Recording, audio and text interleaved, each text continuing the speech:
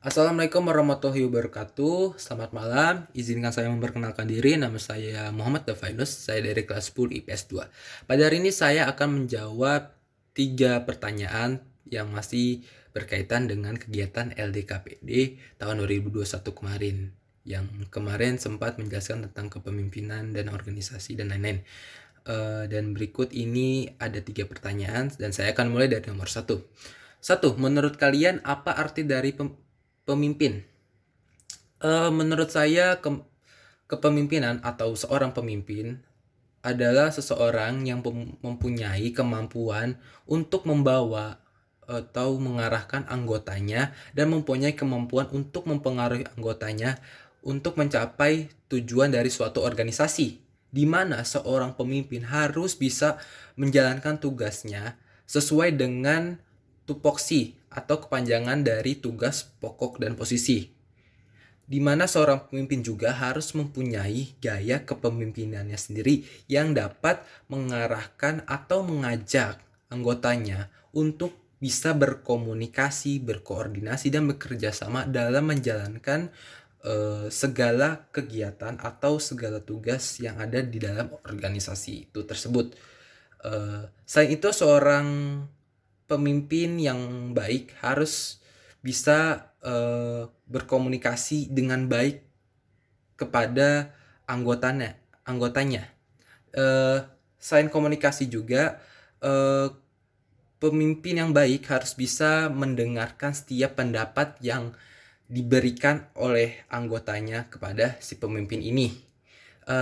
Tidak hanya bisa mendengarkan juga, seorang pemimpin juga harus bisa selektif atau bisa kita bilang memfilter setiap pendapat yang anggotanya berikan dan mengkajinya dengan baik agar dapat mengambil keputusan yang tepat untuk kebaikan dari organisasi itu tersebut ke depannya seperti apa.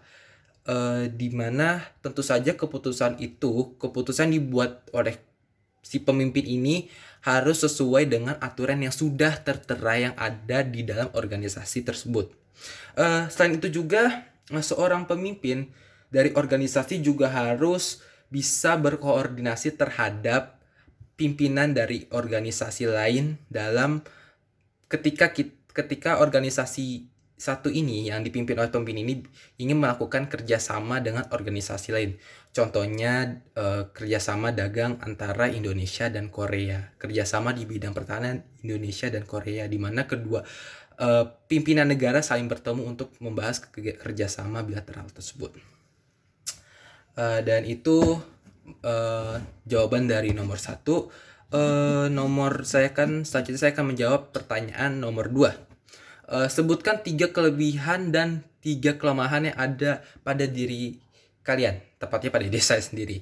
Kelebihan saya adalah saya dapat berkoordinasi terhadap rekan atau anggota sama organisasi saya serta dapat bekerja sama dengan baik. Contohnya, saya ingat sekali waktu itu saya sering ikut kegiatan English Club. Dulu saya pernah ikut English Club. Waktu itu saya bersama rekan saya, kita berkomunikasi gimana, kita saling bertukar informasi gimana nanti apa yang harus kita bicarakan di depan para partisipan lain dan penonton, dan apa yang mau kita keluarkan.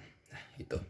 Yang kedua, saya dapat menganalisis suatu permasalahan dan dapat bermusyawarah terhadap orang lain dan anggota dalam suatu organisasi. Nah, ini untuk ini saya selalu melakukannya tidak hanya di dalam organisasi juga, tapi juga dalam kehidupan sehari-hari saya. Misalkan saya bersama keluarga saya, misalkan ada masalah atau apa, saya selalu berkomunikasi, selalu menganalisis, mencari inti dari permasalahannya sebelum saya memutuskan. Yang ketiga, saya dapat menjadi pendengar yang baik. Yang pendengar yang baik maksudnya saya bisa mendengar masukan-masukan dari orang lain. Contohnya seperti misalkan teman saya curhat kepada saya. Saya selalu mendengarkannya dengan very well dan dengan baik, dan selalu memberi feedback dengan baik juga. Saya selalu memberikan saran, misalkan teman saya curhat, saya ada masalah gini, saya memberikan, ya, saya selalu mendengarkan dan selalu saya memberikan sarannya seperti ini dan ini. Dan yang habis ini 3 kelemahannya adalah saya tidak dapat mengambil keputusan dengan cepat. Nah, ini salah satu kelemahan saya. Saya segala sesuatu harus dipikirkan dengan matang terlebih dahulu. Nah, seperti yang kelebihan saya selalu menganalisis terlebih dahulu. Itu kenapa saya tidak bisa mengambil keputusan dengan cepat. Yang kedua dari kelemahan saya tidak mudah percaya dengan orang lain. Nah, saya ini tidak mudah, tipe-tipe orang yang tidak mudah percaya. Dan untuk meyakinkan diri saya, untuk supaya saya bisa percaya dengan orang lain adalah orang itu harus bisa memberikan bukti bahwa itulah dia. Misalkan Dava, misalkan orang bilang ke saya, Dava, saya baru beli motor baru contohnya. Ya, orang itu harus tunjukkan dia punya motor baru. Sama orang itu harus dekat dulu dengan saya. Orang itu harus tahu dengan saya. Karena saya tipe-tipe orang yang tidak akan membalas percakapan orang yang tidak saya kenal. Yang ketiga, dalam segala sesuatu saya harus mempersiapkan diri.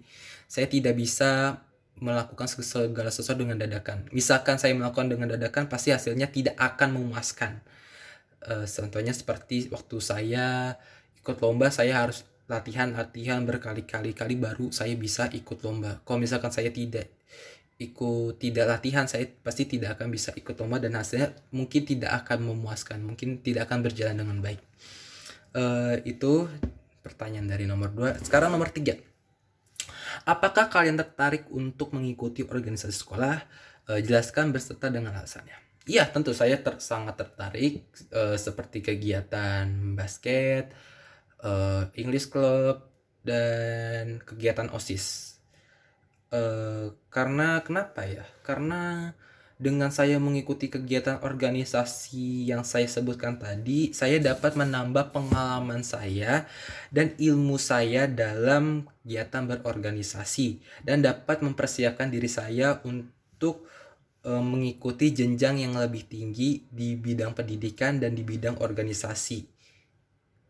Dan itu saja yang bisa saya berikan dari 3 jawaban tadi. Mohon maaf jika ada salah kata dan salah pengucapan. Saya Muhammad Dava Yunus, saya mohon izin pamit. Wassalamualaikum warahmatullahi wabarakatuh.